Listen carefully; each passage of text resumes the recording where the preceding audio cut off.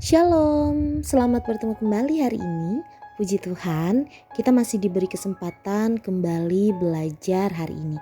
Walaupun masih belajar dari rumah, Ibu doakan semoga kita semua selalu sehat dan juga selalu bersemangat mengikuti pembelajaran ini. Oh ya, jangan lupa untuk terus mendukung channel ini dengan cara subscribe dan like videonya. Dan bagi yang sudah subscribe, terima kasih. Dan yang belum, ayo subscribe dulu. Terima kasih.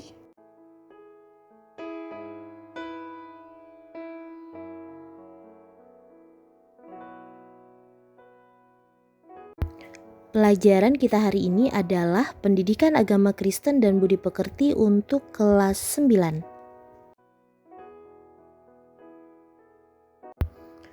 Hari ini kita akan belajar bab 3 yang berjudul Gereja yang Hidup di Dunia. Adapun bahan Alkitab yang akan membantu kita untuk memahami pelajaran kita hari ini terambil dari Matius pasal 28 ayat 16 sampai 20, kemudian dari Kisah Rasul pasal 6 ayat 1 sampai 6, Kisah Rasul pasal 2 ayat 44 sampai 47, dan 1 Korintus pasal 11 ayat 20 sampai 34. Bagi yang punya buku, boleh buka di halaman 25 bab 3 Gereja yang Hidup di Dunia. Sudah siap alat belajarnya? Kita akan belajar bersama-sama.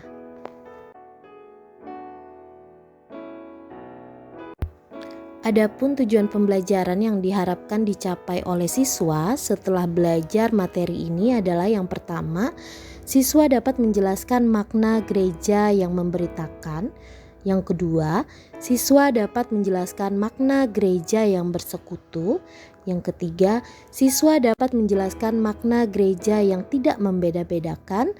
Dan yang keempat adalah siswa dapat meneladani sikap dari Martin Luther King Jr.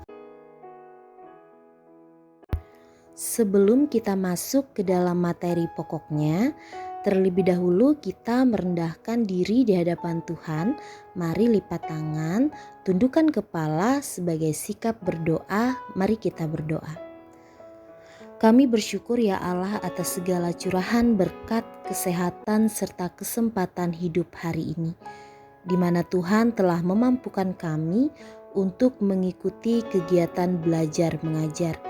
Mari Tuhan memberkati kegiatan pembelajaran kami hari ini, beri hikmat, kepintaran, dan akal budi, agar kami mengerti serta memahami pelajaran kami ini. Kami menyerahkan segala aktivitas kami hanya dalam perlindungan Tuhan. Terima kasih Tuhan. Amin. Kita akan masuk pada materi yang pertama, yaitu A. Gereja yang memberitakan. Dalam Kisah Para Rasul pasal 2 digambarkan bahwa pada hari Pentakosta yang pertama 3.000 orang mengaku percaya dan dibaptiskan. Semua ini dimulai ketika Petrus memberitakan tentang Yesus yang bangkit kepada orang banyak di Yerusalem. Di kemudian hari kita sering kali menemukan pemberitaan seperti ini. Bahkan dalam kehidupan persekutuan orang Kristen selalu ditandai oleh pemberitaan yang dalam bahasa Yunani-nya disebut dengan kerugma atau khotbah yang disampaikan oleh orang-orang yang diberi wewenang khusus untuk melakukannya seperti pendeta, guru Injil, penginjil, dan penatua. Kerugma sendiri sebetulnya berarti pengumuman, seperti yang biasanya disampaikan oleh petugas kerajaan ketika menyampaikan berita-berita penting.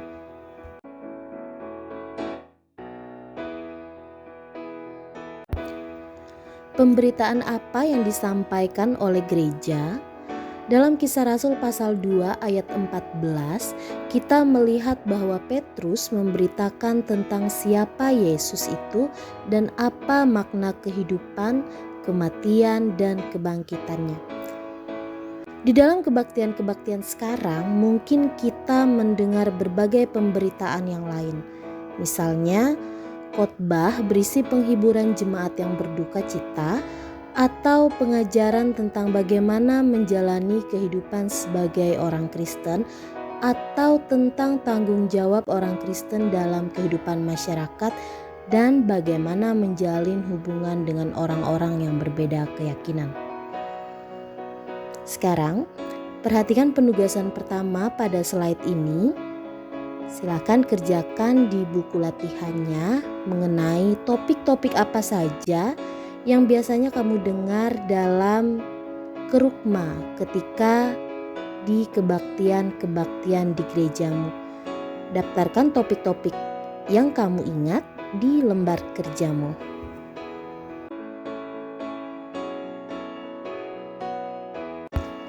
Selanjutnya materi B, gereja yang bersekutu. Di atas sudah dijelaskan bahwa pemberitaan atau kerukma disampaikan dalam konteks ibadah. Itulah yang terjadi dalam kehidupan orang Kristen perdana yang biasa kita sebut dengan khotbah. Dalam kitab Perjanjian Baru, kita dapat menemukan 106 kata memberitakan. Hal ini menunjukkan bahwa kata kerja ini menempati posisi sentral dalam kehidupan orang Kristen. Tahukah kamu bagaimana bentuk ibadah yang dilakukan orang-orang Kristen perdana? Apakah sama dengan ibadah kita sekarang? Ibadah orang-orang Kristen perdana pada awalnya mirip dengan ibadah orang-orang Yahudi karena mereka masih menganggap diri mereka merupakan bagian orang Yahudi.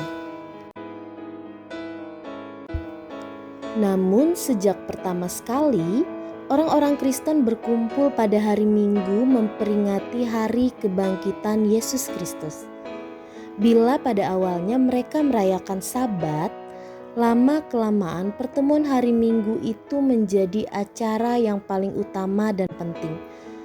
Hari Minggu kemudian disebut Hari Tuhan. Itulah sebabnya dalam bahasa Portugis, hari ini disebut Domingo, yang kemudian dialihkan menjadi bahasa Indonesia Hari Minggu. Jemaat Kristen mula-mula menata peribadatan mereka sesuai dengan tata ibadah orang Yahudi. Tata ibadah ini disebut liturgi yang dalam bahasa aslinya yaitu Yunani disebut liturgia. Selain itu, Kisah Para Rasul melukiskan bahwa mereka hidup dalam sebuah persekutuan yang saling berbagi. Kehidupan yang saling berbagi ini dilakukan oleh orang-orang Kristen untuk mengenang kematian Tuhan Yesus, sebab di dalam kematiannya Yesus membagikan kehidupannya dengan manusia. Hal ini dilambangkan dengan peristiwa perjamuan makan malam terakhir bersama murid-muridnya. Perjamuan inilah yang hingga kini dilakukan oleh orang-orang Kristen yang membuat ibadahnya berbeda dengan ibadah orang-orang Yahudi, yakni perjamuan kudus. Inilah yang digambarkan oleh Kisah Para Rasul ketika di situ dilaporkan bahwa orang-orang Kristen perdana ini memecahkan roti di rumah masing-masing secara bergiliran. Perjamuan ini mengingatkan mereka akan persekutuan yang erat antar Tuhan dengan para murid. Melalui perjamuan itu, mereka terlibat di dalam persekutuan dengan Tuhan yang telah bangkit. Inilah yang disebut sebagai persekutuan atau koinonia di dalam bahasa Yunani. Kata koinonia mengandung arti jauh lebih mendalam daripada sekedar persekutuan. Dalam kata ini terkandung makna persekutuan, berbagi, dan hubungan yang erat. Karena itu, koinonia juga dapat berarti pemberian yang dilakukan bersama-sama kepada satu dengan yang lain seperti yang digambarkan dalam kehidupan jemaat gereja perdana. Selanjutnya materi bagian C, yaitu gereja yang tidak membeda-bedakan. Kisah Para Rasul melukiskan kehidupan umat Kristen perdana yang indah. Mereka tidak egois, melainkan membagi-bagikan harta mereka kepada semua orang dan hidup dengan secukupnya, sehingga setiap orang dapat hidup dengan kecukupan. Tidak mengherankan apabila dalam ayat yang ke-47 dikatakan bahwa mereka disukai semua orang. Bahkan orang-orang yang bukan Kristen mengagumi gaya hidup mereka dan semakin banyak orang bergabung. Dalam setiap perjamuan kasih ini tergambar persekutuan yang sangat erat dan mendalam antara orang-orang Kristen perdana. Tidak ada pembeda-bedaan di antara mereka. Orang kaya bergabung dengan orang miskin.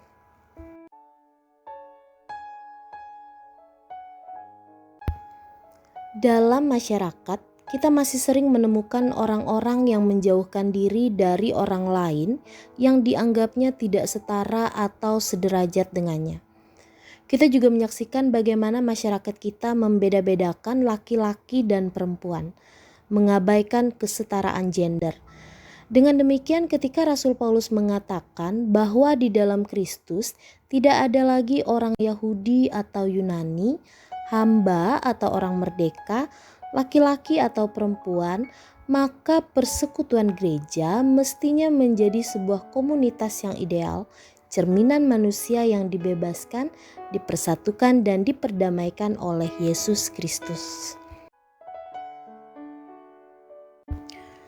Pada kenyataannya, kita harus mengakui bahwa seringkali gereja gagal mewujudkan dirinya komunitas seperti yang dicita-citakan oleh Tuhan Yesus. Kita dapat menemukan banyak sekali contoh dari kehidupan sehari-hari tentang gereja yang tidak mempraktikkan apa yang diberitakannya tentang Yesus yang mendamaikan seluruh umat manusia.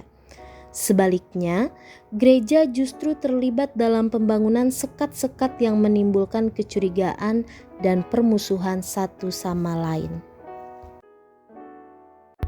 Dan ini adalah materi yang terakhir, bagian D, cerita tentang seorang pendeta yang memperjuangkan hak-hak dari kaum kulit hitam, yaitu pendeta Dr. Martin Luther King Jr. dan perjuangannya.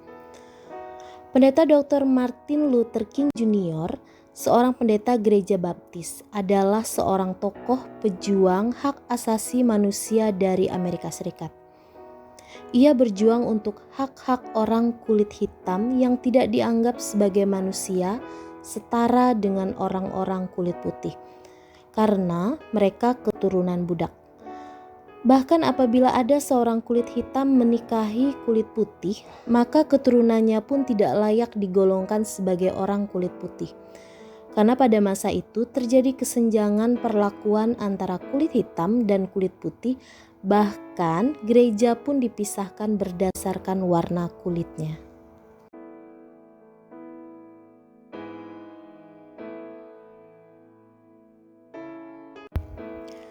Singkat cerita, Martin Luther King Jr. ini memulai gerakan anti-diskriminasi besar-besaran. Ia menggerakkan gereja dan warga kulit hitam untuk melawan undang-undang yang menjadikan mereka bukan warga negara. Pada 28 Agustus 1963, ia mengadakan Mars di Washington, sebuah unjuk rasa yang menuntut hak-hak orang kulit hitam untuk pekerjaan dan kemerdekaan. Unjuk rasa ini diikuti antara 200.000 hingga 250.000 orang. Kebanyakan orang kulit hitam, tetapi juga ada beberapa ribu orang kulit putih yang bersimpati dengan perjuangan mereka. Pendeta Martin Luther King Jr. berulang kali menerima ancaman akan dibunuh. Rumahnya beberapa kali dibom orang yang membenci dia. Namun, King tetap berpegang pada prinsipnya untuk berjuang tanpa menggunakan kekerasan. Ia bertekad untuk menggunakan cara-cara damai agar orang-orang kulit hitam memperoleh hak-hak mereka yang setara. Bagaimana pendeta King dapat memperoleh kekuatan yang begitu hebat? Ternyata dalam hidupnya, pendeta King sangat tekun berdoa. Prinsip anti kekerasan yang dilakukan pendeta King didasarkan pada ajaran Tuhan Yesus yang mengatakan, "Janganlah kamu melawan orang yang berbuat jahat kepadamu. Melainkan siapapun yang menampar pipi kananmu, berikanlah juga kepadanya pipi kirimu. Matius pasal 5 ayat 39. Pendeta King dibunuh pada 4 April 1968 oleh orang yang membencinya. Namun menjelang ajalnya, King berkata, "Saya memaafkan orang itu." Perjuangan pendeta King pada tahun 1950-an hingga 1960-an baru terlihat buahnya ketika Barack Obama, seorang berdarah campuran kulit putih dan Afrika, terpilih menjadi presiden ke-44 Amerika Serikat pada tahun 2008. Semua ini rasanya tidak mungkin terjadi apabila pendeta King tidak berjuang untuk hak-hak asasi orang-orang kulit hitam. Itu pun tidak mungkin terjadi apabila pendeta King tidak terinspirasi oleh ajaran Tuhan Yesus. Demikianlah materi bab 3 kita hari ini, dan pada slide ini adalah penugasan siswa. Tolong diperhatikan tugas-tugasnya dan dikerjakan serta dikumpulkan sesuai dengan jadwal yang sudah kita sepakati bersama.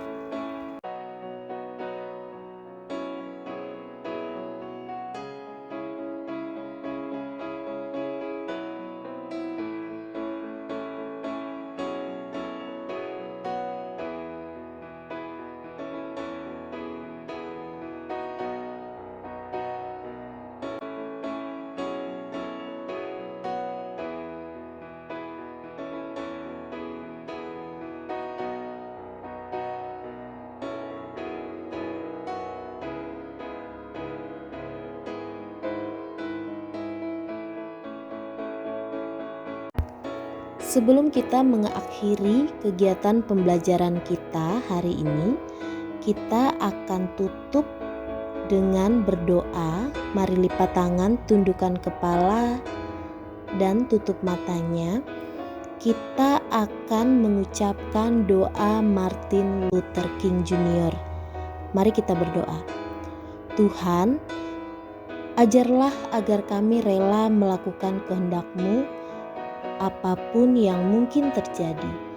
Tambahkanlah jumlah orang-orang yang berkehendak baik dan yang memiliki kepekaan moral. Berikan kami keyakinan yang diperbaharui akan prinsip anti kekerasan dan jalan kasih seperti yang diajarkan oleh Kristus. Amin.